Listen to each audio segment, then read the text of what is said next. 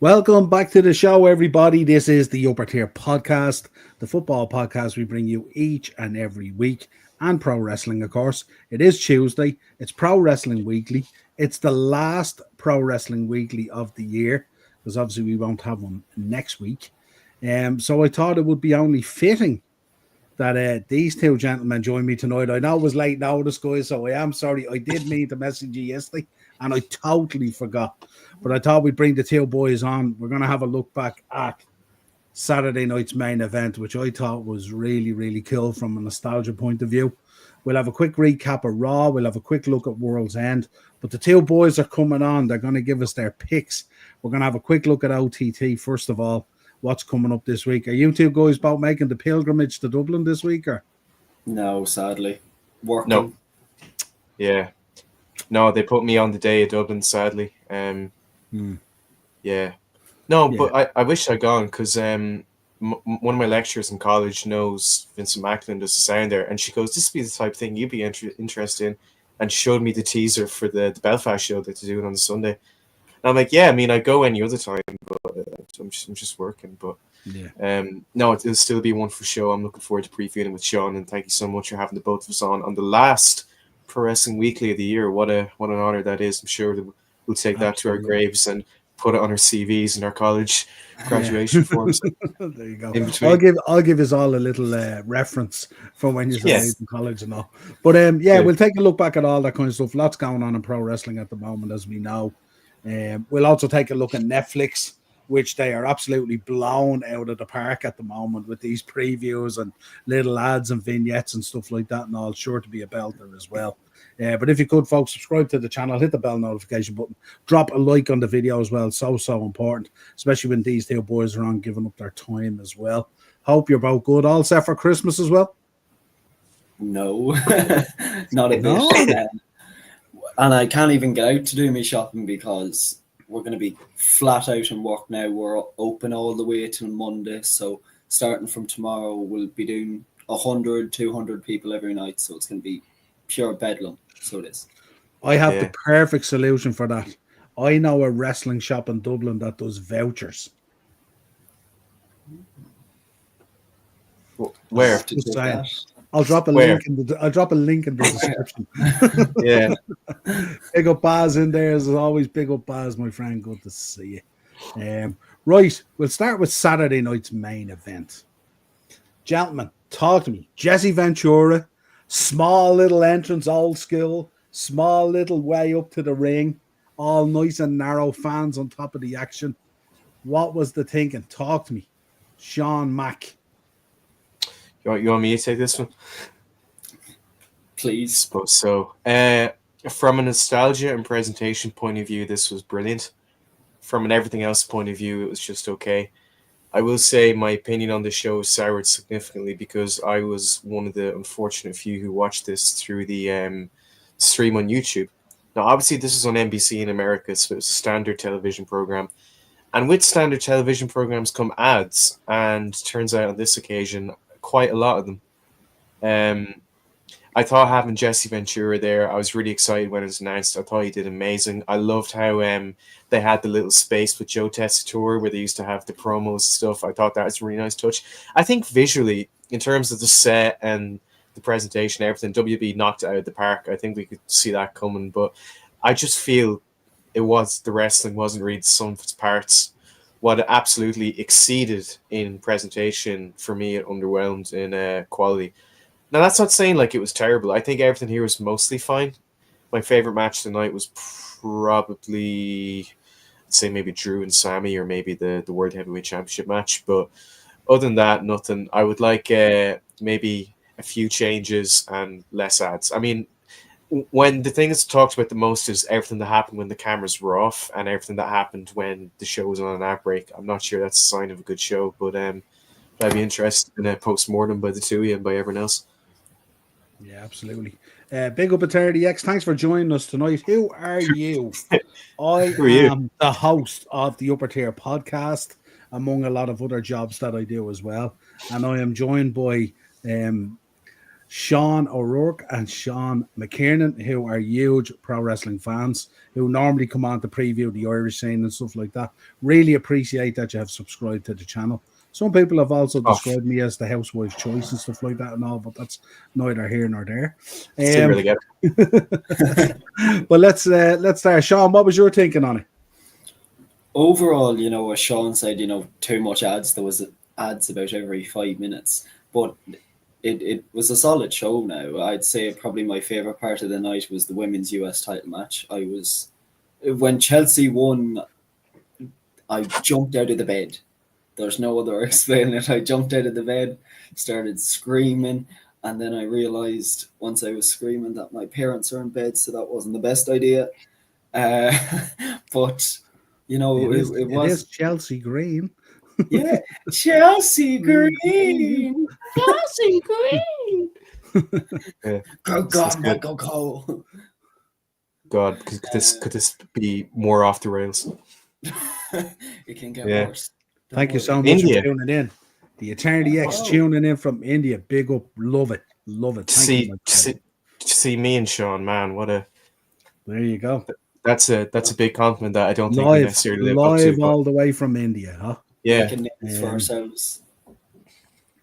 It's probably as far as it goes internationally wise, I think. For this. Nice to have them. Yeah, it was pretty cool. Like first ever United States women's champion as well was kind of pretty cool. I think we had all kind of banked on it being Chelsea Green when we looked at this earlier in previous episodes, didn't we? It was pretty much kind of nailed on.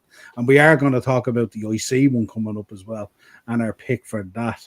My one is looking a little bit more favorable from previous episodes as well.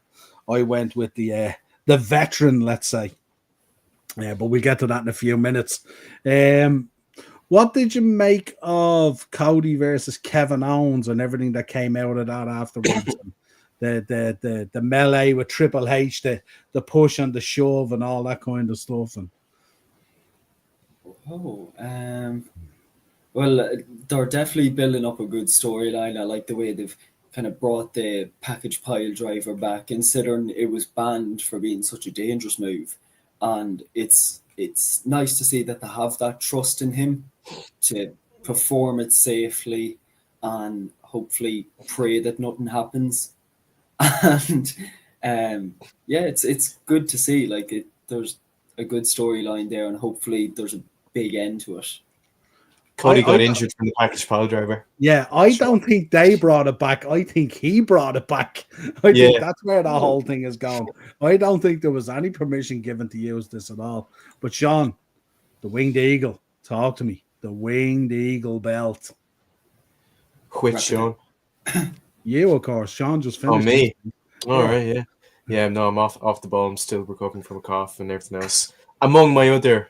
You don't have that 100-day cough, do you? No, I mean I might do, but I had it for like 2 nights, and I took, when Sean was talking about Chelsea Green, I was taking a swig of something. It's Bronco Stop.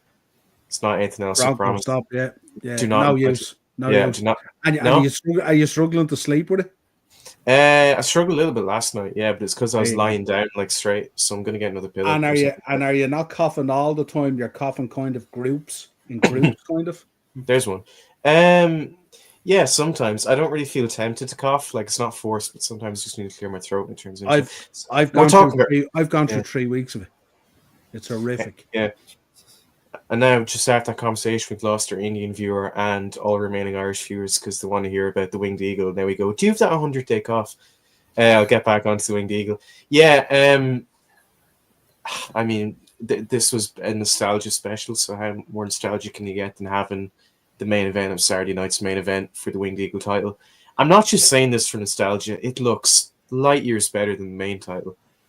Cody feels so much more serious and so much more... revered when he has that on than rather when he has the undisputed Universal Championship. I thought the match was fun. I liked how Jesse Ventura didn't take any prisoners.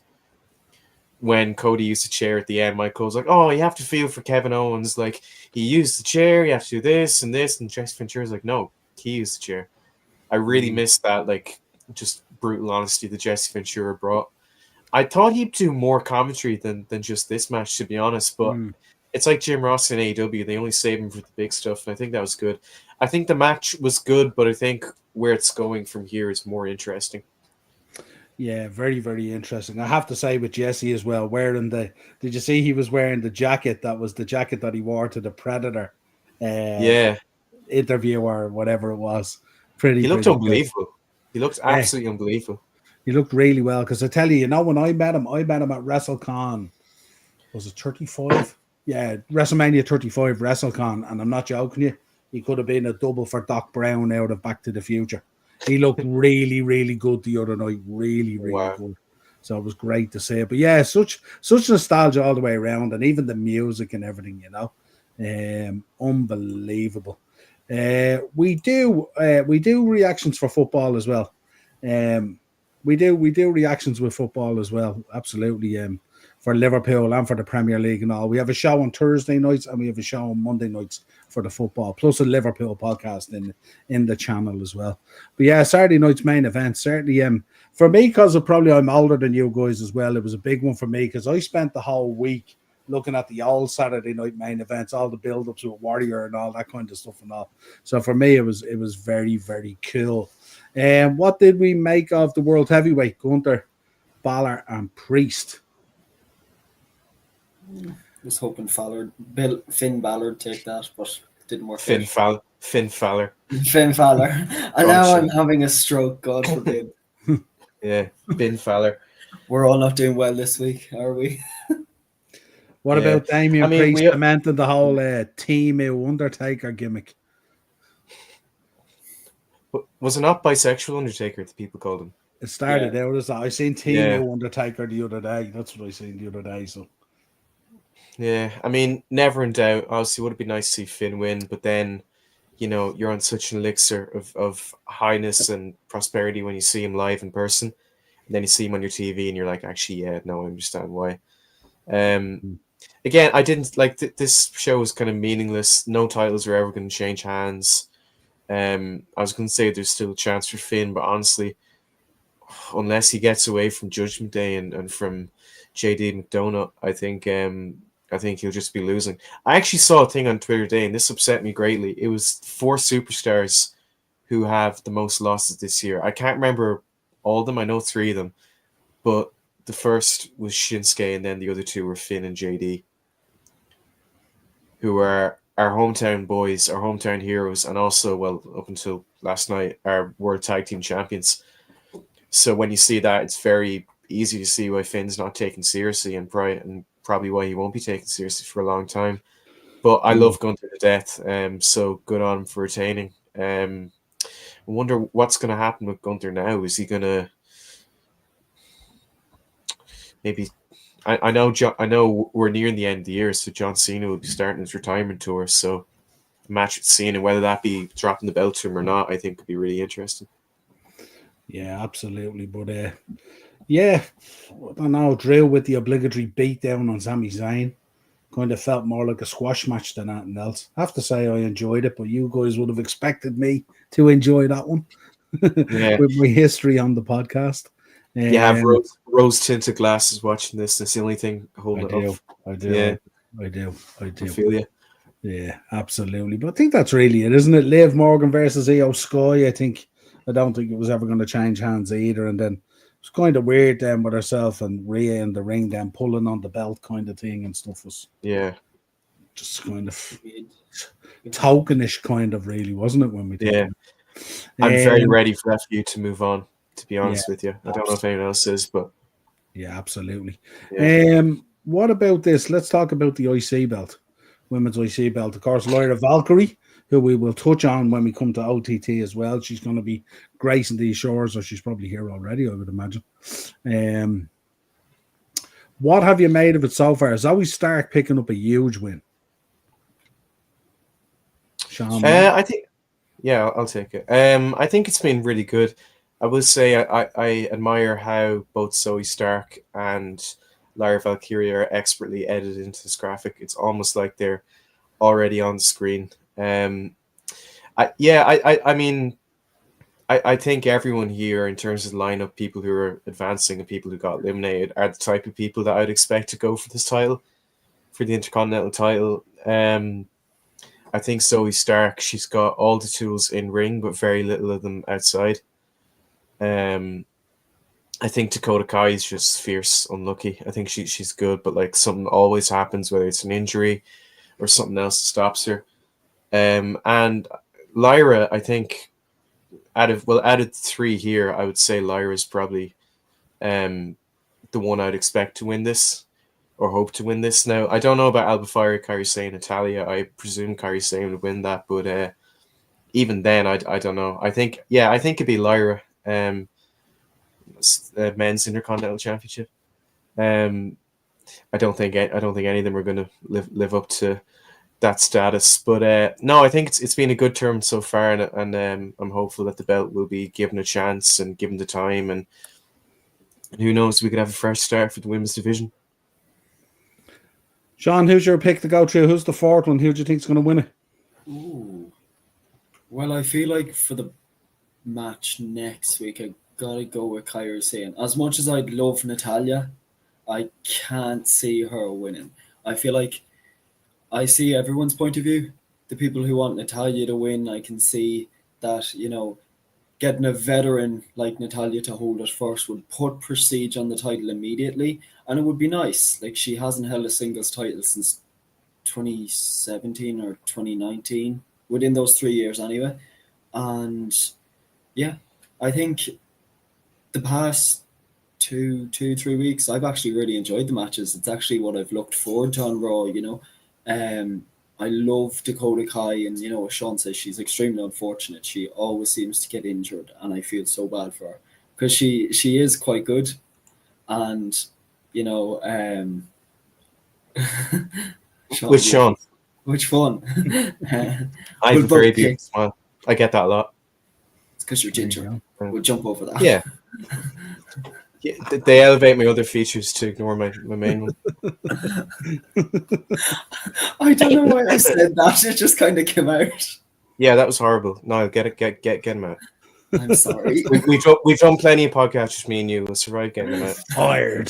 This is the kind of shite I can put up with. Yeah. So who Sean, who did you pick as your winner? Who do you think's going to win it? I don't know.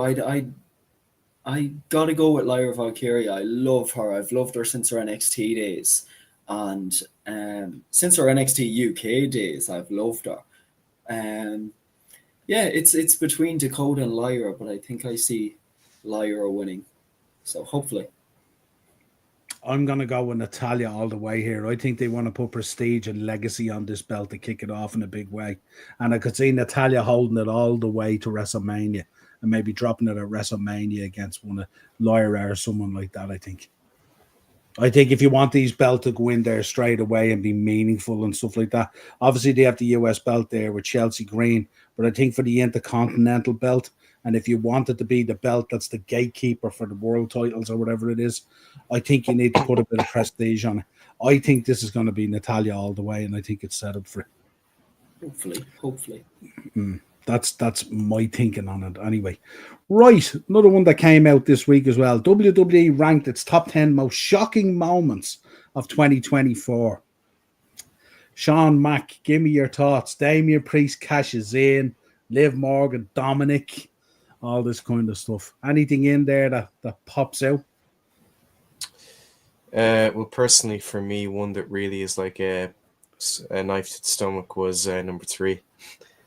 Because I was so excited when he came out. I was on such a high, and then I saw the towel, and I'm like, oh, it's going to be a Mark Henry thing. It's fine. It's not actually. And then he said those words. And that now it hits me that next year, well, close to this year, is going to be the last year we're ever going to have him. So a big part of my childhood and a big part of what got me watching wrestling as a whole is just going. I know loads of people like your generation would love guys like Ultimate Warrior and Hulk Hogan and Matchman Randy Savage, and you're always nostalgic looking back at them because obviously they're gone and retired. And I never felt that because Cena was that guy for me. So the fact that by this time next year I'm going to be like that is something I haven't registered yet. I'm not I just really hope they do it justice. He's given so much of the company. They should give him a great run. It's the least they could do.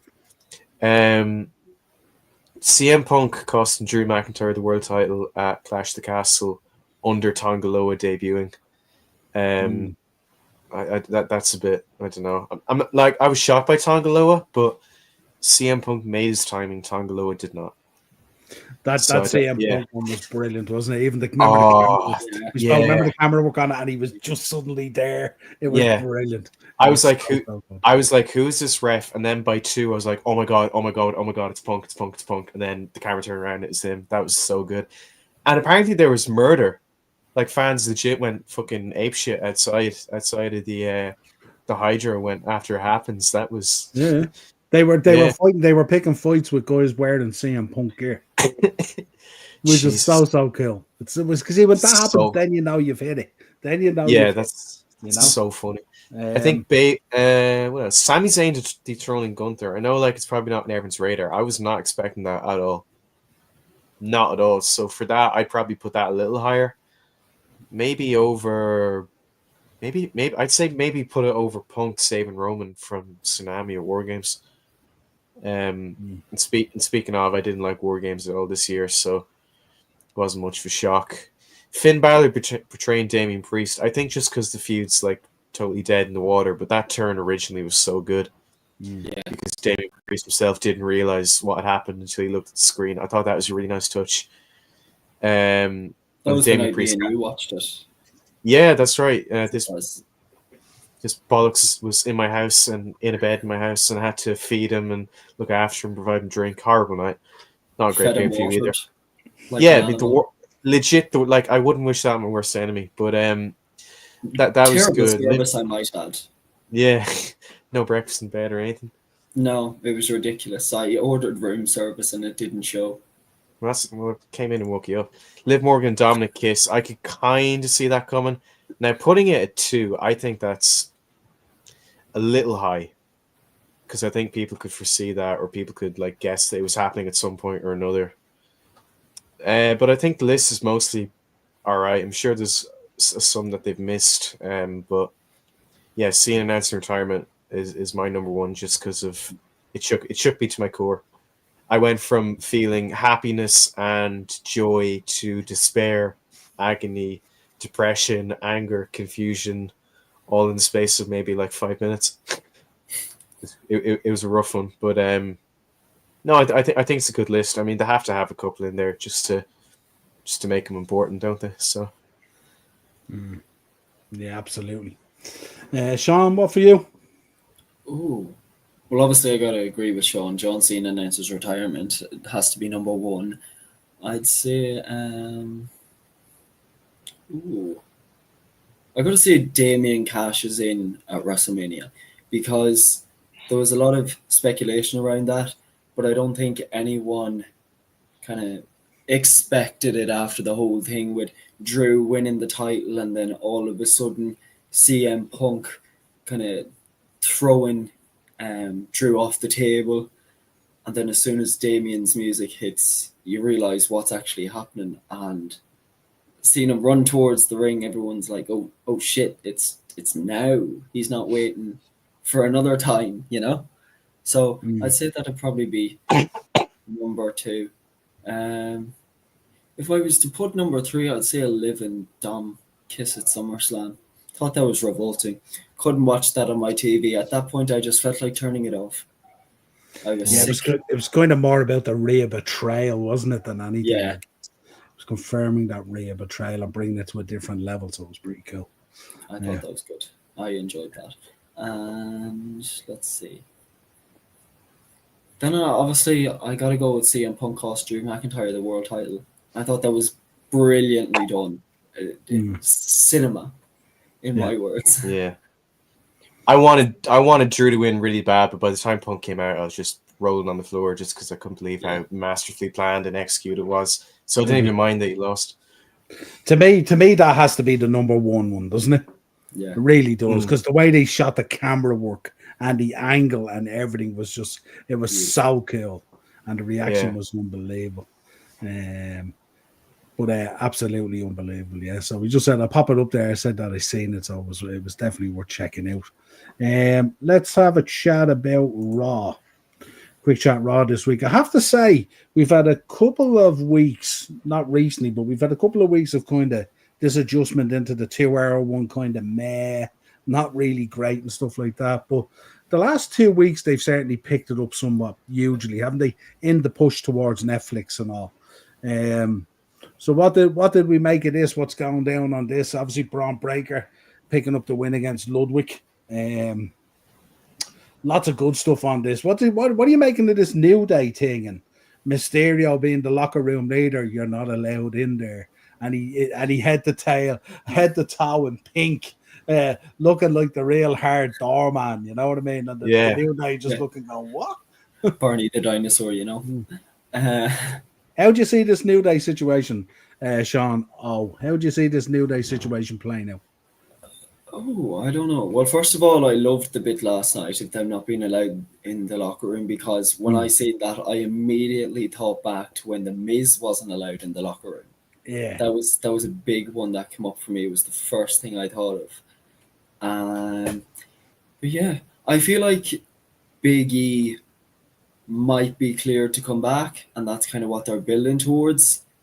So hopefully we'll see a bit more of him on TV, maybe in the hopes of building up to WrestleMania, or at least the Royal Rumble, or even the premiere on Netflix. You know, just something big that can get a few eyes. And I don't think anyone expected the New Day to take the turn that it did. I think everyone thought that they would be splitting and that'd be it. And you could see Twitter and everything just blowing up. We got 2 heel turns in 1 week, the New Day and DIY.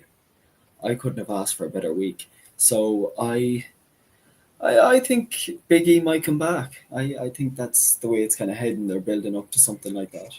Do you feel, Sean Mack, you take this well, do you feel it's going to be Big E versus the two boys? I'm looking at Xavier Woods, and I don't think he's all cozy with Kofi as we're led to believe. And I have a feeling that there's going to be a little kind of a switcheroo in this or something, or a swerve. And this ain't going to be exactly the two boys. I think it's going to be something a little bit different. What's your thoughts on it? I mean, I could see it going that way. I don't know, though. I mean, we say, I don't know if Big E's ever going to wrestle again. That would be my only thing. But I will say I really like the direction New Day is going in, and I really like how the wrestlers are acting like humans. The way, like, they're not letting him into the locker room and looking after him, because, like, that was genuinely despicable what they did to Big E on that day. I will say, I if I'm thinking the same incident as Sean is, I don't know if I would compare it to Miz not getting allowed in the locker room, because Kofi and Xavier made fun and broke up with their friend who tragically had his career ended, potentially. And Miz spilled a bit of chicken on Chris Benoit's bag, and Chris Benoit got really pissed, so he wasn't allowed in the locker room. So I wouldn't say they're on the same scale, but no, I really like the direction they're going. I could maybe see Xavier says Kofi manipulated me and stuff, and he tries to get with Big E, but Big E's not listening to it because he's like, you know, you could have stopped there at the anniversary. But no, I think that would be cool. It would all just depend on whether or not Big E could ever get anywhere close to getting in a ring again, which I mean, I think is understandably in doubt. But I'm very interested to see where it goes. It's probably one of the best programs on Raw at the minute, I think. Yeah, and obviously we got the confirmed match as well, CM Punk versus Seth Rollins for the Raw Netflix debut, which is pretty cool. I have to say, lads, I'm really enjoying Adam Pearce as well at the moment. Yeah. He's just really cool in the way he just injects himself into stuff and gets involved in stuff, and it's pretty cool, I have to say. What did we make of Rhea Ripley? There's been all this talk that we're not going TV 14, that we're staying kind of PG and all this kind of stuff. And Rhea drops the L, chicken tender slut. She ain't messing about last night, was she? No. Well, if you can say bitch, I mean, they can easily say that. I would just rather this feud end. I don't care if I don't know. Sure. Asking me like I'm there. Yeah. I don't know.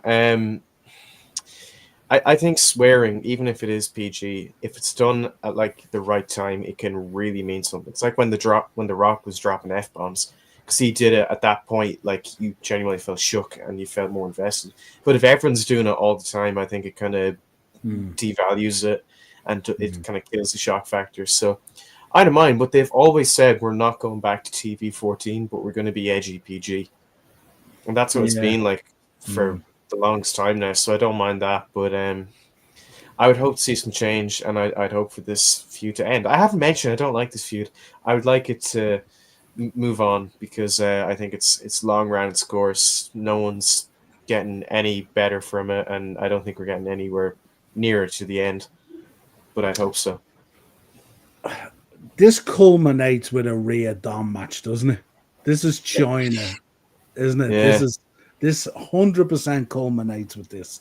There's no Would they doubt do about it? Do you think they do that though? Maybe I even for think Netflix. they I don't will. know. I think they will. Yeah. I see everyone's forgetting as well. Netflix is basically just an add-on of the dark web, really. You go down through Netflix and all. Netflix is all about like pedophilia, child snatching, all this kind of stuff and all, you know. Yeah. And in the middle of this, then we're gonna have good old wholesome WWE Raw Yeah. PG era. You know what I mean? Come on, Yeah. let's not go yeah. there. You know, They'll pour their time and resources into making stuff like that, but they won't get the archive content. Yeah. I don't know. Yeah. Interesting. Absolutely Yeah. interesting. We have new tag champs, boys. New tag champs. The War Raiders. Sean O seems very happy about this. Fill us in. Come on. Well, obviously, with Finn and JD being our homeboys, it's bittersweet. I loved seeing them live, and those titles are just You beautiful. just celebrated your boys losing. What are you talking about? Yeah. You were out of the chair going, we know they're our boys, but we're really War Raiders fans. Yeah. Me? No. We want to see the belts defended. No more of this messing. No, like as who was it that said on Twitter the other day that over on SmackDown we've had four different, or not different, but four reigns as tag team champions, and now we've had two since they've both debuted, and they've only been defended 3 times. And as much as I love Finn and JD, and I do, it's nice to see people like the War Raiders getting the tag titles, because they haven't held them since I think 2017, 2018, 2019. I think it's been 5 years since they've held titles, and they've definitely earned their place. They've worked their asses off. They're good. They're entertaining to watch. Well, I think so anyway. So I'm happy. I'm excited to see what they'll do, and we know they'll defend the titles, and I'm excited to see who can step up to the plate to challenge. Yeah, they're two big guys who can move and put it together and stuff, and it looks really, when it's in the ring, it looks unbelievable as well, so what those boys can do. So absolutely. Right, enough of that raw messing. Let's talk Netflix. We've 2 matches confirmed. We have now the biggest prize in WWE is the Ula Fala. Bigger than the belts, bigger than the titles, bigger than the ring at World's End and AEW, bigger than all these things. Thoughts so far? They're going to have to pad this out with a bit more, aren't they? A lot. Yeah. Oh, 100%. And I know there will be. I know that stuff planned, but 3 hours of his show while also getting a tribal combat match on there is going to be a challenge. I think Punk and Rollins, it's been a match we've wanted for a long time, but because of injuries and other stuff, we never got it. So having it on January 6th Raw is really, really smart, and I think that's going to be a banger.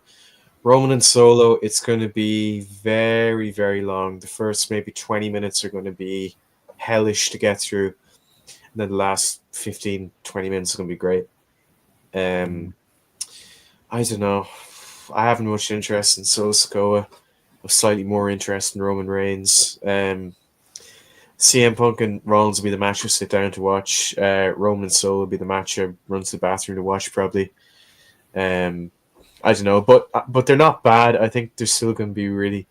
Some air roads concerned from the links. Yeah, I wouldn't, count your chickens before they hatch. I think Punk and Rollins is going to be absolutely brilliant, and this is really looking like a really fun Raw to kick off a brand new era on Netflix. Bring back the archive content, please. Yeah, they're gonna have to put stuff in there, aren't they? Because it's like, where does all this stuff then go? The network is heading off, which I assume with the network going, does that mean are we gonna have to get a new undisputed title? Ooh. Because I don't think so. I don't care. I just want to watch ECW in the territories on Netflix. That's all I want. Yes. I don't care about belts. It's very difficult to have the network logo without the network. Yeah, they'll probably just change the side plates like before or something. I don't know. Or bring out a new scratch logo or something like that. Yeah, or here's another idea: bring back the scratch logo. Yes. Yes. Go back WWF and tell the pandas where to go. Yeah. And just have Triple H say that we feel that you, the audience, are tired of having your intelligence insulted. Yeah. Yeah, just bring back the Attitude Era. Who gives a shit? I don't know. I think they could just maybe have the match with the network title. They'd let it slide, and then as soon as it ends, put the Netflix side plates on or whatever. Or just change and put a big N on the front of it, like a spinny N or something. The Netflix logo, no? The spinner Netflix belt. Spinner Netflix belt, yeah. Cena lives forever. Yeah, now there's an idea. That could be his legacy belt. He could make like a new spinner belt. And what could we call it? It can't be the TV title, so it'd have to be the new streaming title or something like that. Oh, that'd premium, be cool. Premium content title. Yeah, the Fire Stick title. Yeah, or something the Dodgy Box spinner title. Yeah, absolutely. Right, enough of that till we get a few more matches on it, but it's certainly shaping up great. Don't click on any of those links, fellas, unless you want an empty wallet for Christmas. I've taken over socks. Emptied. I haven't even seen a link yet. Have any links come through? I haven't even seen a link yet, but I know where you're coming from, Dylan, 100%. Right, World's End. World's End. Moxley, Hangman, freshly squeezed, and Jay White for the World Championship. We have MJF versus Adam Cole for the ring. We have Takeshita versus Powerhouse Hobbs for the International Championship. And we've Mariah May versus Thunder Rosa in a Tijuana street fight for the Women's Championship. So far at World's End. Who's taking Sean Mack, go on. Mac, you take it first. Go on. I don't want to cut off anyone or anything. No. Yeah, so I'm always fair. I only speak when spoken to. World's End. I remember last year it wasn't a very good show, so I'm hoping this one is better. I think card-wise, it looks good. I think Thunder Rosa is going to be the only person to ever lose a themed street fight themed towards her. Because I don't see Mariah May dropping the belt. The match I'm looking forward to the most out of the three here is probably Takeshita and Powerhouse Hobbs. I saw someone on Twitter say Takeshita is like the Japanese Mike Awesome. And I'm like, I can't unsee that now that they mentioned that, and that's absolutely phenomenal. MJF and Adam Cole, I feel a lot of people have kind of been underwhelmed with this because it started when Cole betrayed MJF, and now all of a sudden MJF's the heel and Adam Cole's the babyface. I can kind of understand that, but it works better. MJF is a natural prick. So I think like it just has to be the fact that it's for the Dynamite, like a ring instead of like a title or anything, means there's not too many stakes to it. When you have a feud that personal that's been building that long, when it's for a ring, I think that's they need to create like a Burberry Fala or something like that. Yeah. That's what No. they need Oh, to do that'd for be MJF or something like that. They Imagine should. That's Yeah. like getting one of those candy necklaces from the shop. It's just it Yeah. doesn't work.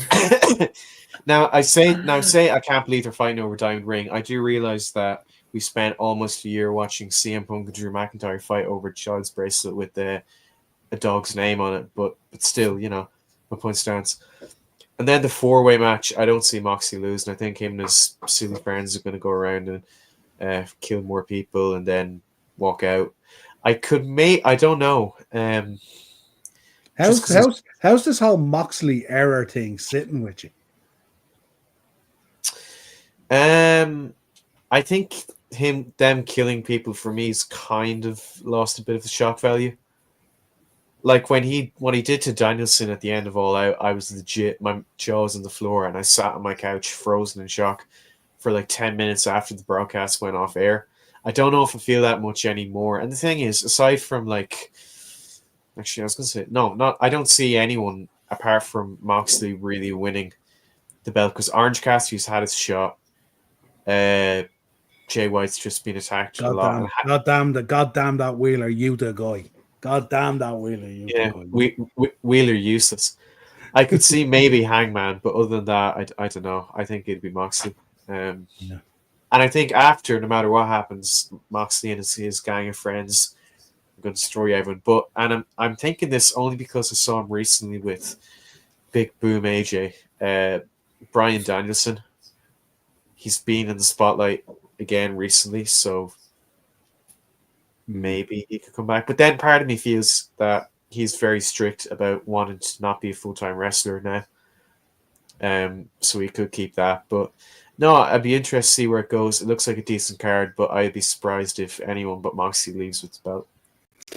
I suppose, Sean, now the difficulty for this event is this is roughly a week before Raw's launch on Netflix. And everyone's waiting with bated breath to see how that all transpires and goes and all this kind of thing. So it's kind of, I suppose as well, when you've had a full year of pro wrestling and all these unbelievable events and all, by the time you get to December, and WWE are very clever this way, they did like a little Saturday night's main event, nostalgia throwback type of thing. But when you're actually putting on an event, I think by the time you get to December, I think wrestling fans are kind of, just let me get into Rumble season kind of thing. Yeah. Everyone's waiting for the Royal Rumble. I think a lot of people are most excited for the Raw premiere and the Rumble, As you said, when it gets to December, everyone's just kind of, down. Not down in the dumps, but, just kind of, just a small bit over it, But, World's End, I'm actually quite excited. As Sean said, it looks better than last year anyway. Last year was okay. It wasn't particularly enjoyable now. I sat down and watched half of it and then I said to myself, you know what? Bedtime. But no, good card, I wouldn't mind seeing Thunder Rosa win now. I enjoyed her reign as AEW Women's World Champion before. But can't see Mariah May lose. And speaking of Mariah May, I love the turn Toni Storm is taking at the moment, so I'm kind of hoping that leads her back to the Women's World title. As she said, she's all elite. For the first time, one time only. We've never heard of this before. But you see a lot of speculation now of people talking about maybe she still is timeless Toni Storm, but she's playing her previous self as some sort of role, maybe kind of what Mariah May did. And I actually think that'd be a good turn. I'd like to see that. Or maybe Tony Khan's just paying her twice and doesn't realise that they're the same person. Who knows? Who knows? Maybe she's getting two salaries now. I have to say, I really enjoyed it. I thought the Timeless stuff was really good. Amazing. I thought she's an extremely talented girl. And but I popped the other day when she came out, baseball cap backwards, cherry lipstick on, the whole lot. It was all, she looked really cool. and stuff like that, and the crowd popped for it as well, which was really cool as well. And I thought, in fairness to Mariah May as well, she pulled it off really well as well. It was like she was looking at someone different, even though it was the same person. Yeah. But it was pretty cool. But yeah, we look forward. No doubt there's another 45 matches to be added to this card anyway, so we'll see how it progresses over the next week or so. And that's just for the buy-in. And that's just for the kickoff or whatever they call it. Yeah, they call it the buy-in. There you go. 0 hour, I think they call it. I don't know. Something like that. Zero Hour, hour. and it's like 0 a million hour. hours. And it's a million hours long. Yeah, absolutely. 0 hour. Right, gentlemen. You take center stage here now. Because now it's time to talk about OTT. I sent you a little thing this morning asking you OTT 2024. I know you guys have practically attended nearly all the shows, or certainly all the major ones, that's for sure. So if you want to give me a rundown between the two of you, what were we looking for? Male wrestler of the year, female wrestler of the year, match of the year, feud of the year, disappointment of the year. If there was one, there may not have been one. And then we'll obviously talk about the two shows to round out the year. It's been a fabulous year for OTT, I have to say. Sean. Oh, when you sent me these categories, I thought they were generalized. So I had Will Ospreay, Willow Nightingale, CM Punk, Drew McIntyre, and I'm like, oh no, it's for OTT. Bollocks. I think it's been a great year for OTT. From going to shows and watching them, they've been in a really good spot. And all the major shows that they've done in the stadium this year, I think, have all hit. Scrapmania was fantastic, and then the 10th year anniversary was great. For male wrestler of the year, I want to try someone who's been around the whole time. I don't think it'd be fair to give it to an import. Oh, God, this is shots fired. Damn you, import. Yeah, but I love the Irish talent. I don't want to give someone to shut up for one show. Trent Seven. Shows. Yeah, absolutely. Even if he was here the whole time. Worst thing is he's going to be in pissing Dublin and Belfast. Total non-stop arsehole. Yeah, that's him. I think for wrestler of the year, no love for Trent. Yeah, no love for Trent. For wrestler of the year, I'd say it's a throw up between Jay or maybe Scotty Davis. That's like, I can name a bunch of other people, but Jay's been on a great run this year. Finally broke away from the draw. Had a brutal match with Sammy D at the 10th anniversary. Had a banger against Michael Oku. Had a good match against Adam Maxted. And he's declared himself number one for the local Rumble in February. And there's very legit and, relevant arguments that he could go the full way and win the whole thing. Yeah. Absolutely. And then who else did I say? I said Jay, and I said Scotty Davis as well. Scotty. Yeah. The thing with Scotty is I just think he's so unbelievably talented, but he just hasn't really found something that works. I think people forget that his mic work, he can be really, like we saw what he said about Limo. When he wanted that, when he got that match, the triple threat with Omari and Kuro, he wanted the best, but it was really just the best show could scratch off Ryanair Flight. And at Contenders recently, he was in a tag match and he fought a guy called Jeremy Deaf. So he was a wrestler who was deaf, who was from Germany, and Sky told me he would be deaf and crippled by the time he was done with them. Just small stuff like that is really, really good. And I thought the match he had with Limo at the 10th anniversary was great. And I really think he could do some special stuff in the new year. So that's for my male wrestler. For female wrestler, it's kind of, there's not really many options. That's not because there isn't good women. There's just not that many of them. Like, not that many women. Martina's, I would say maybe Martina, but her reign with the title hasn't been great. But that hasn't been her fault. Raven Creed only wrestled a little bit. Raven Creed's only really came back now and won the title right away, so I don't know if I give it to her. And I'd say throw between either Martina or Corey Zero. Corey Zero, of course, being a BDE, and she's really impressive and has a really bright future ahead of her. Oh, what else was there? I have the list in front of me. There's Feud of the Year, I think, as well, wasn't there? Yeah. Feud of the Year, I think I'd give that to maybe Be Cool versus Sammy D / the draw. Because the build to that was really good. The turn when they eventually all beat up Be Cool at SmackDown, I think the show was really well done. The table breaking, I know like it wasn't meant to happen, but the table not breaking 2 times made it seem all that more painful and personal. So That's a boo. That's a boo spot. Yeah, it's Sabu. But I don't know if he broke ribs, but he probably didn't leave much better than Sabu did that night. I think we had match of the year.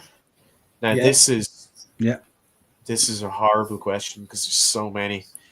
One I can think of recently, at the 10th year anniversary. Actually, I have 2 matches for you. 3. Yep. So Judgment Day Social Elite from 10th anniversary. Michael Oku versus Agle Blanc, the money match at 10th year anniversary, and the Local Rumble match from the Local Rumble. If we'd started doing OTT reviews sooner, I would have come on. Like, there isn't many shows or moments that I've gone back and looked at on OTT On Demand. I must watch that Rumble or like pops from that Rumble every 2 or 3 weeks. It is genuinely that good. I mean, man like Jerice coming out second, and then Leighton Buzzard, who was on a tour of Japan, coming out, and then Angus McAnally, and then the lads from the Flats with Paddy M and Limo, and then Grado, and then Justy, and then Joe Cabrera. It was so much fun. And I know people have wanted a Rumble from OTT literally since the day it opens its doors. So they had to do it justice. And the fact that we're getting it on a bigger scale next year is unbelievable. But the Local Rumble was probably, honest to God, I've thought about it. It's probably one of my favorite OTT shows I've gone to. And I went to them pre-COVID, and I would easily put the Local Rumble up there with the best. Go watch that Rumble. It's even better than you remember it, and people remember it for being the best match of the year. And then letdown of the year. This is another hard one. Because it's been a good year. I just remember there being such a feeling of dejection and disappointment when Trent Seven won the OTT World Championship. And part of that was because that's part of it. But also part of it was, Trent Seven was kind of getting inserted into matches he didn't really deserve to be in. A lot of people felt, and Sammy D was kind of politicking the crowd against that. But also because Scrapmania hadn't actually been postponed yet. So that show, when he won, that was in March, and Scrapmania was in April. So it felt like they were going to rush the build, and that was going to be really bad, but they didn't. And then eventually Trent Seven, Fat Jesus, as Duncan Disorderly called him, won the belt, and then he got battered by Be Cool, and then he's gone, and he's coming back, unfortunately, this time around. But that was bad. And I think the markout moment, this is a personal one for me.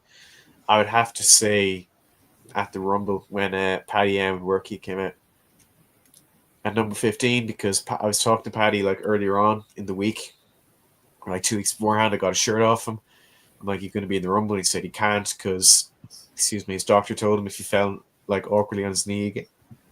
Sorry, I'm very gassy today. It's just the Rumble. I'm in Rumble fever. He said if he fell on his knee again, it'd have to be replaced. So there's no way he could have done the Rumble, but it'd still be fun. I'm like, oh, okay. And then number 15 hits and he comes out, and he takes off his hoodie. He's wearing the shirt with Worky. Then Worky comes out, and then they clean house and they have a rave. It was just so good. But what a great year for OTT. And 2 wonderful looking shows to round off the year. Before we get to that, I think it's only fair we give Sean the chance to reveal his winners for those awards as well, because I'm sure he has a lot to say on a few different things. I have a few the same as you. I'm not going to lie here. So for feud of the year, I had to go with Be Cool versus Sammy D, because there's so much history there, and it was beautifully done too, obviously, with them back in 2014, the Gymnasties winning the OTT Tag Team Championships in the Tivoli Theatre, the good old Tivoli Theatre. Oh, those were the days. That was Rest in peace. Rest in peace, yeah. I'll light a candle when I go to Mass Christmas Eve. Do. Well, we're going to the pub, then we're going to Mass. So I'll still try to remember. After the pub, light the candle for the Tivoli. Yeah. I light a pub for drinking, but I light a pub. Fuck. I light a candle for going to the pub before mass, and then I light one for the Tivoli Theatre. Too. Yeah. But obviously That's what Joe would want. is obviously that was feud of the year. Match of the year easily went with the Judgment Day versus the Social Elite. Beautiful, absolutely beautiful cinema, I might add, and it was surreal. As I said on the podcast when we reviewed the 10-year anniversary, it was so surreal seeing them in person. You know, you see them on TV every week, and then when they're right in front of you, you can't believe it. And let's see, for male wrestler of the year, I have two. I've got Be Cool, and I've got Big Damo. Big Damo working up to becoming world champion. He didn't just become a number one contender. He worked his way up. He went through everyone he had to go through to get to the title. And obviously that came with a bit of sadness, obviously, because Be Cool had to relinquish the title. Saddest day in my life, I might add. Female wrestler of the year, I went for Session Martina, you know, classic. She's brilliant. She's cemented her name in Irish wrestling. She's brilliant. She really is. And for people who don't know who she is, they need to check her out. They won't be able to stop watching her matches. There was actually one I thought of, and even though she's only had a few, maybe one or two matches, I still got to put her up there. I'll put her up there for next year. I can see her as being female wrestler of the year, and that is Kat Von K. So shout out to her. Katie, she is, I'll drop my phone, excuse me what. She is brilliant, and she definitely has a bright future. So shout out to her. Letdown of the year, I obviously had to put Be Cool relinquishes the title. Saddest day in my life. I love Be Cool, and the fact he can bring the comedic side to wrestling as well as being taken seriously at the same time, it's a true craftsmanship. It's not easily done, and he's mastered it. He really has. It's actually really difficult to find that balance, isn't it? Between being taken as a joke but still being legit kind of thing and stuff. So yeah, absolutely. And I might add he's cemented his name in Irish wrestling history. I think so anyway. And obviously me and Sean were there at Scrapper when he won the title, and Sean knows that, jumped out of my seat. So he did. It was the best night ever, and that really topped it off. That I'd actually put that up there as one of my top moments of being an OTT fan, is being there when he won the title. And it just broke my heart the next day when he had to relinquish it. Obviously, we weren't at that show. We were in work, Sean, weren't we? I wasn't. You were. Oh, of course you were. But even if I was, it wouldn't have softened the blow. No, it really wouldn't have. No. And then for my mark out moment, I put seeing Finn and JD live, because the best moment of my life. You can't get any better than that. So yeah, that's it. Yeah, I had a chap in the shop the other day. He came in with his kid. He was getting a few things, and he says, "I was at a show there a few weeks ago." He says, and I said, "Was it the WWE live show?" He goes, "No, it was up in the stadium." And I said, "Oh, the OTT show." And he goes, "Yeah." I said, "With Finn Balor and JD." He goes, "Yeah." He says they had a match, and all of a sudden there was money raining down on people and all this kind of thing. And then he said, "Out came Finn Balor and JD." And JD hung around and he was talking to the fans and doing stuff. But Finn Balor just fucked off. He said, and all this kind of thing, you know.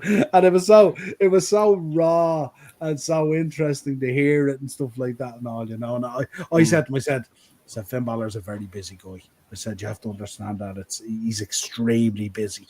You know, that kind of way, you know. But it was funny. It's funny to hear it. Yeah, I can tell you though, when they got out of the ring after the match was over and they were on their way back up, the sides of the ramp were swarmed.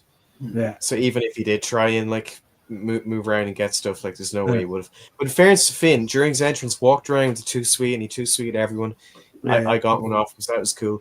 But would you rather Finn, you know, leave and not spend more time than he has to, or not show up at all. You know? I think he was dead right. He's a heel. Good.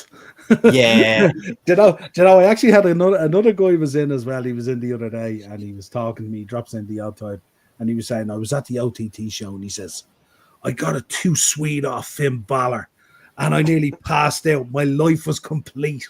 And all this kind of was there going. I said, yeah, he's a super cool guy and all. Yeah. Suppose he wanted to get out as well because smell some of those first, second row fans are not great. You know, wrestling fans don't get along with hygiene anyway, so forgetting that could be too much, even for me. Like, speak for yourself. Yeah, but money raining down. Speaking of, I know it's a little bit off topic, but they've announced for the local Rumble, there's going to be the Rumble, obviously, and 3 money matches. Okay. 3. That sounds great, but then you remember those matches are class. 2 and 3 of them will burn out the crowd. What are you doing? Yeah, and also. There's a very possible chance that me and Sean could lose 3 money matches in one night, and I think we just stop. Don't jinx it. Do you know where it goes wrong? You're both sitting together. You should be sitting on opposite sides. Yeah, well, I'm just starting to think it's him. It's his fault we're losing, so I might just not bring him. My side won the first ever money match. That was Robbie X and Man Like Doris in the warehouse in Red Cow. So my side won. So it's just the shows I pick, and also the wrestlers on my side are often shite. So that's not my fault. Oh, so now it's Cabrera's fault for picking them. It's my fault. No, it's Cabrera's fault. Just get better people. Question for both of you, and you can only give me one name each. Who do you expect to be that guy in 2025? Who's going to be that guy that's either going to elevate up or be that guy who's going to be, I won't say kind of breakout, if you want to call it that, but not kind of breakout, because I know all these guys stand up pretty good as it is. But who's going to be that one guy? If you're going to hang your hat on one guy for OTT next year, 2025, come December next year, who are we going to be talking about? Give me one name each. Limo. Wow, I would have said Limo as well. There you go. And it could very happen because in Dublin he's facing Big Damo for the OTT World Championship, which I think is a good segue to talk about these shows. Absolutely. Yeah, so the Christmas show, they've been doing the Christmas party for the past 3 years now. They're calling this the Dream Before Christmas, and that's a very, very special show because in the Tivoli, a certain Finn Balor showed up totally unannounced. So we could get something like that, but we are getting Lyra Valkyria. I remember someone said, what's in the water in Ireland? The fact that you can get Finn and JD and Lyra and all these people. And I'm like, I don't know. We just have connections and great fans. But Lyra, it's the first time. The fact that they're all Irish. Yeah. Probably helps. Yeah. And that people like seeing the people like coming home and visiting their family every so often. Yeah. God forbid. I mean, God. But no, the last time Aoife Valkyrie was actually in OTT was the 5th year anniversary. I was there. She dropped her world title to Katie Harvey in her first match back after being injured for, God, it must have been the year, I think, wasn't it? Or at least like half the year. And she's facing her former tag team partner, Debbie Keitel of the Woke Queens. And they did a quick interview with Debbie and they asked her, like, do you feel that she kind of left you behind? Because, you know, after that, she left and went to WWE and then became a big star. And you just kind of stayed here. And she's like, I didn't, like, not really. But she says, like, you know, she's my friend and I love her. But when, you know, she can get it done on a hot night in America, but can she get it done on a cold day in Dublin? And I feel this is the last we're really going to see Debbie Keitel because she wrestled Katie Harvey, I think, at Fight Factory. That's right. And she said this is her last match. And word of mouth is that she may have got ID'd. She might have got picked up by the WB ID program. So if she can't do Fight Factory, I don't see her doing this. So that would be great for Debbie. I think Debbie's absolutely fantastic. She had a really good year last year. That feud with Martina in particular was fantastic. And I think it's amazing that obviously it would be better if we could go, but it's amazing that OTT can still get these big names and have these connections with Finn and JD and now with Lyra. They've also announced, as we were saying, Big Damo versus Limo. So Limo won the King of the Ring tournament in whenever it was in Sheriff Street. And the whole point of that was the winner of the King side would get an NLW title shot. But it was announced that had been upgraded. So now Limo wasn't going to get an NLW title shot. He was going to get World Championship shot. That's for 2 reasons. One, they'll tell you it's because Limo's great and he deserves it. And the other one they won't tell you is we spent all the money on Liar. We haven't got anything for Damo, so we'll just give him that, and that'll be that. And then we can say, yeah, we have a world title match on the show. It's fine. We blew the budget. We blew Yeah, the budget. we have a world title match. Come on, like, you know. No, but I think that's gonna be great. I will say Limo has actually faced Damo before, and Damo squashed him pretty much, and that was before Damo even won the belt. So I think this will be more even, but I'd be very surprised if Limo won. I love Limo a lot. I think he's fantastic. Me and Sean said by 2025 we think he's going to be that guy for a reason, because he's like that damn good. But I don't know. I don't foresee it. And speaking of the NLW championship, which Limo was supposed to challenge for, they've announced Sam is going to be, who's the NLW champion, is going to be defending that in a gauntlet match. And they've only announced one other participant as of now, and that's Nathan Black, who's a comedian. He's done a few shows in Ireland, and I haven't seen too much of him, but apparently he's gas. So he's in there, but there's 3 mystery participants. And I would give you guesses, but I genuinely have no idea. I guarantee at least 1 or 2 of them are going to be announced ahead of time. So we're going to be on this podcast going, I wonder who it could be, and we're going to list all these cool people it will be, and then the day of the show they're going to announce. So I don't know. I was going to say, just because of gauntlet matches, Grado was in a gauntlet match at the stadium, but I think if they're going to bring him in, they should probably save him for the Rumble. That would be a bigger pop than I think just bring him in for the complex. And I don't see Sam losing. I could see maybe Ty Claude, who's like the unofficial GM of OTT. He made his match official anyway because he feels he hasn't defended the belt. He's had segments where he's like took the belt out for dinner and stuff and dated it. And had like Lady in the Trap moments with it. He's like, he's doing that with the belt and he's not defending it. So we need to have him defend against everyone. I think the Sam will win. I couldn't hazard a guess who else will be in the match, to be honest with you. And then what else is there? There's Cian Noonan versus LJ Cleary. They wrestled at the last show, and we've mentioned Cian Noonan hasn't really been getting wins. But at the show after 10th anniversary in Belfast, he rolled up Agle Blanc and won his first match in a long time. And after that last match with LJ, he lost and he refused to shake his hand. So he's facing LJ in Dublin, and then he's teaming up with LJ to face BDE in Belfast. And LJ said, I'm going to beat Cian Noonan and then shake his hand and then go to Belfast to face BDE. I think that might have rubbed Cian Noonan the wrong way. So whether or not they even are able to work together as a team, I think will be remains to be seen. I could maybe see LJ being a bit critical of Cian Noonan turning on him or something like that.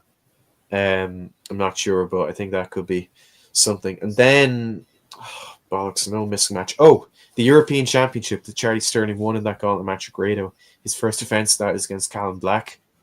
I think this match is probably going to be match of the night. Callum Black was kind of on the cusp of greatness, and then for whatever reason, he didn't come back after COVID. I mean, I say cusp of greatness. He opened a stadium show in 6-man tag that had Omari, Speedball, Trent Seven, Michael Oku, Cara Noir. And at Contenders Guaranteed Irish, that was the first ever, only ever, all-Irish Contenders. Jordan Devlin, who was champion at the time, was asked to handpick his opponent, and he picked Callum Black. And they had a really close match. It could have main evented any show, stadium or ringside club or anywhere. But I don't know what happened, but whatever reason, he didn't come back after COVID. So he's kind of been picking up the pieces to try to get back to like some semblance of where he was. I think a win over Sterling would be a really good start, but I don't see it.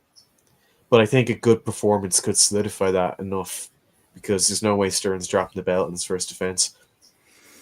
And then speaking of Sterling, the man who he pinned to finally win that gauntlet match is Golden Boy Santos. He's going to be in action against Ilya Zarkov and Dara Lynch. Of course, remember Dara Lynch's mammy was held hostage by Ilya Zarkov. So this is kind of like a custody of mammy match. We can't guarantee your safety, even if Zarkov loses. But I trust mammy will be brought home for Christmas, but I couldn't possibly say either way. I would have thought so. I actually watched the mixed video about all this the other day, and I was thinking, it's good. It's not quite Moxley with the plastic bag, but it's pretty good. It's pretty good. Yeah, but it could easily get there, couldn't it? Absolutely. Hopefully it wouldn't happen. And the last match I can remember that's being announced is for the women's championship. New champion Raven Creed is defending against former champion Emerson Jane. So last time Emerson Jane was in OTT, I think, was Wrestle Rama in the Red Cow. She teamed up with Debbie Keitel to take on Martina and Miyu Yamashita. I think she won the belt before COVID and then went into COVID, so people kind of frowned on her title reign because it was so long. But she is seriously talented.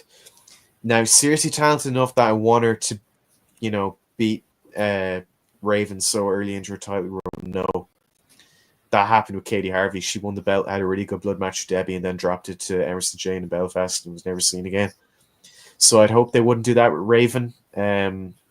So I'd say Raven will win that. But that's a really tasty show in Dublin, and there's only more tomorrow.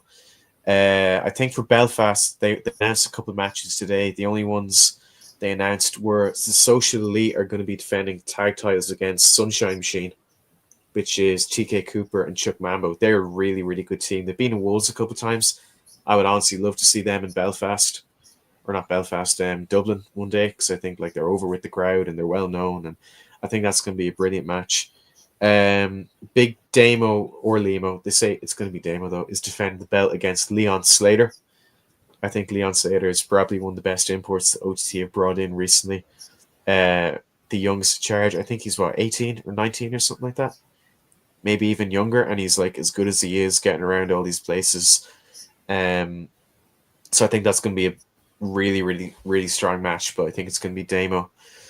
And then I think the only other match I can remember from Belfast being announced is BDE against Keen Noon and LJ Cleary, which we kind of touched on. I think BDE will find a way to win because they're doing that recently. They're cheating to win and finding ways to disappoint the fans who want the other guys to win. But we'll see. I'm sure, everything OTT does, there's going to be a bunch of stuff announced after we finish this. So we're going to look behind. But I think these are two really fun shows to round off the year. Obviously, it'd be great if we could go to them, but life is what life is. Wonderful to have Lyra over, and I can't wait to cap off another year of OTT and look forward to a very bright and exciting new year in 2025. It's going to be interesting, Sean, isn't it, to see where this whole WWE marriage goes in 2025, I'd love to see them get Becky Lynch or some big names like that. I'd love that. That'd be the dream, to get Becky Lynch over. I can see it. Honestly, the connections are there, and if they can get Finn and JD, she's so very disappointed busy. I can't get to see Lyra. I love Lyra. She's easily one of my favorite women in WWE currently, so I'm devastated I can't get to the show. You'll find she wasn't the most welcome last time she was over in an in-ring capacity, so it'll be a bit of a change cheering her. But no, I seen the little video she did as well, didn't she? Uber to the airport. See you soon, Dublin. It was pretty. Yeah, and then 10 packs came out of the car. Yeah. Cool. Who's this Debbie Keitel? Yeah, surely, Sheamus has to be on the list, doesn't he? He has to be one that's going to come over, I'd say, for a show. I would love that, but again, it just depends on his schedule, his rates, all that. Yeah. But again, the connections are there, and if you can get Finn and JD and Trent Seven, I think Sheamus versus Big Damo or something. That'd be pretty cool. Sheamus versus Corvin, Sheamus versus Golden Boy Santos. Yeah, Sheamus versus Charlie Sterling. Now that's a match for you. Lots of potential. But again, the Rumble's coming up. I think that's the next. I don't know if there's any show in January at the minute, but the next big show after this is the Rumble. Yeah. And literally anyone could be in that. I'm going to make one prediction of who I think is going to be in the Rumble. I think Rob Van Dam is going to be there. And I say that because the connections are there again, but he's been in talks to return to OTT apparently. And that sounds great, but I was there when he was over last and he looked as if he couldn't be arsed. He did he took maybe 2 or 3 bumps and then stalled and walked through the crowd for 5 minutes and then made the match Extreme Rules and then used a chair and did nothing else. So that show they did in the ECW location as well, that wasn't great either. No. He can go when he wants to, and if I think he puts on his working boots, I think he could be brilliant in the Rumble. Yeah. Yeah, interesting. But that's a big one. We'll have to get another show done for the Rumble because I think that's going to be. Oh yeah, absolutely. We'll continue on with these previews, and we'll do the previews and the reviews and all and stuff like that. And we'll bring it all into 2025. 100%. Because we've kicked it off, and it's been a lot of fun. And what it is for me as well, because I don't get to the shows, you guys keep me updated and stuff like that. So it's refreshing from my point of view as well to keep in touch with it. So I haven't been to shows in God knows how long, so it's pretty cool. Yeah. Have to get you at one at some stage. Yeah, absolutely. Yeah. Have to get you back in the stadium. That's it. Yeah, I just miss the Tivoli too much. That's the problem. The complex is actually the closest venue they've gotten to the Tivoli since the Tivoli. Honest to God. Yeah. It's beyond perfect. We shall see. We shall see. Worse. Well, listen, I'm not going to go through history really tonight. I'll park it for the moment because a lot of it is going to tribute to the troops. And I was reviewing the history during the week, and a lot of tribute to the troop stuff came up. And then I was kind of thinking of the Ashley Mazzaro situation and all that kind of stuff and all. And I felt kind of feels weird. Didn't sit with me great. Yeah. No, I understand. Not for any like particular reason or anything like that, but it just felt weird. You know what I mean? I did pull out a few birthdays though, so we'll run through birthdays to round out the year. Obviously, John Huber, of course. Yeah, that was yesterday, wasn't it? Fondly, yeah, absolutely. Yeah. Rene Dupree, 1983.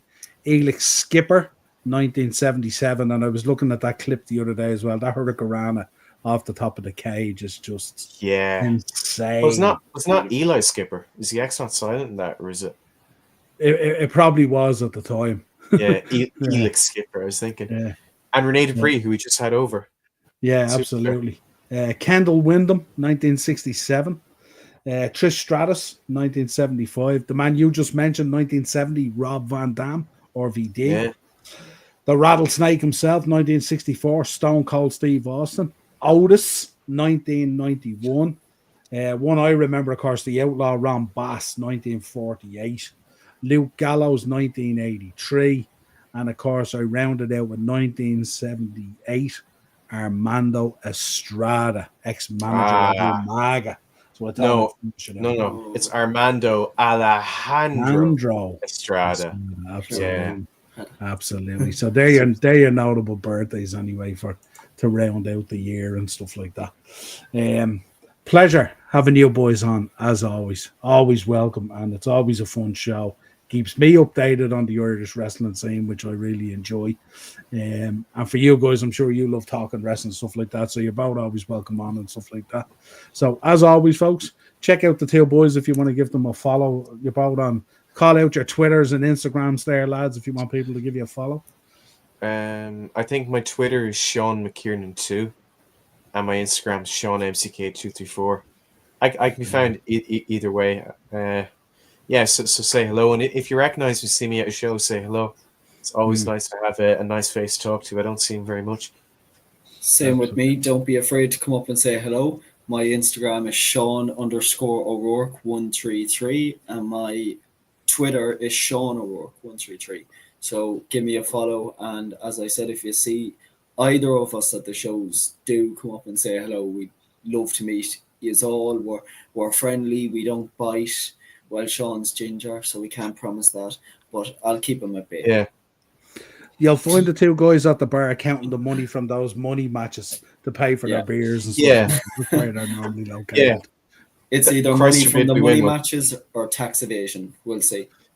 Yeah. It won't be from the money matches because, there's more chance of Bigfoot than us swinging one of them. I mean, even if we go to the Rumble and there's pissing three of them, there's no way we're getting one. But we can only live in hope. Big up, Daz. Thanks for dropping on. Good to see you, my friend. Well, as always, folks, a pleasure. If you could subscribe to the channel, hit the bell notification button, drop a like on the video. Thank you very much for all the support in 2024. We go into 2025 with huge optimism for pro wrestling. It's really on an up cycle at the moment. Very, very enjoyable at the moment all round. And even more enjoyable, we get to come on here and talk about it and all that kind of stuff. So really, really cool. Really appreciate support. Keep on liking, subscribing, and hitting that bell notification button. Of course, follow the two boys. They give you the information there as well. And we'll talk real soon. Lads, a pleasure. Happy Christmas and a happy New Year. Merry Christmas. Thanks so much for having us. Happy Christmas. Thank you. Yeah.